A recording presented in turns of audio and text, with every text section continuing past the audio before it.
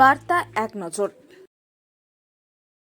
প্রতি বছর ঠিক জন্মাষ্টমীর আগের দিন ত্রিবেণী ঘাট মুক্তবেণী লোকনাথ সেবাশ্রমের পক্ষ থেকে অনুষ্ঠানের আয়োজন করা হয়। নারকেল ফাটিয়ে লোকনাথ পুজোর উদ্বোধন করেন বাঁশবেড়িয়া পৌরসভার পৌরপ্রধান আদিত্য নিয়োগী, সিআইসি রঞ্জিত সরকার, ওই ওয়ার্ডের সভাপতি রমেশ সাউ, শশাঙ্ক ভট্টাচার্য সহ বহু মানুষ। পরে অতিথি বরণ ও চাকলা যাত্রীদের হাতে পতাকা ও প্রসাদ তুলে দেন।